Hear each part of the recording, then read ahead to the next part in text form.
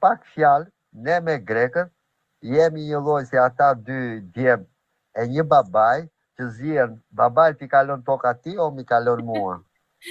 Djali plank prishës. Po, Greqin e ka krijuar Anglia. po pra kanë krijuar ato Për arsye se Anglia ka pas dominimin e deteve.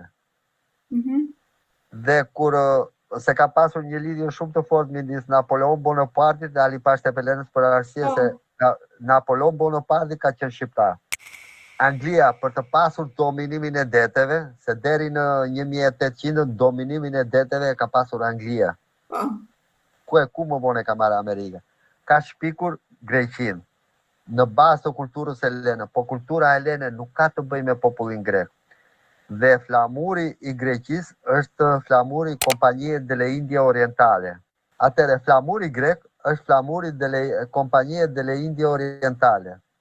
I vitit 1604 që ka bërë, nuk e di se si quaj ai lordi angles, ka bërë në Indi. Dhe i kanë dhënë dhe flamurit.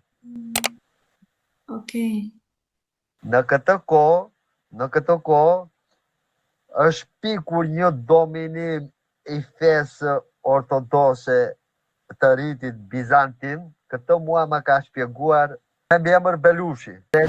Në këtë kohë Anglia ka shpikur një në bazë të rritit ortodoks bizantin, po Bizanti nuk ka të bëj fare me Greqinë. Kur është themeluar Greqia, neni parë në kushtetut ka qenë që çdo banor që është i rritit bizantin ortodoks quhet grek. Domethënë sigurisht, domethënë u krijua gjua për të patur thjesht pushtet. Kjo Greqia e sotme. Greqishtja e sotme. Greqishtja e sotme është, si ta them ti, është një gjuhë që po t'i heqësh prapa shtetas, as iç os është Shqipja. Është Shqip. Do me thënë, si do që të vi puna, unë kam qenë në Greqi. Prandaj shqiptarët i mësojnë greqishten kështu për një muaj, 10 ditë gjithë gjuhët. Shiko të them që është një gjë që nuk e di se si e ka pas emrin ai që ka thënë që në qoftë se doni të studioni historinë para Krishtit dhe shkenca, duhet të studioni gjuhën.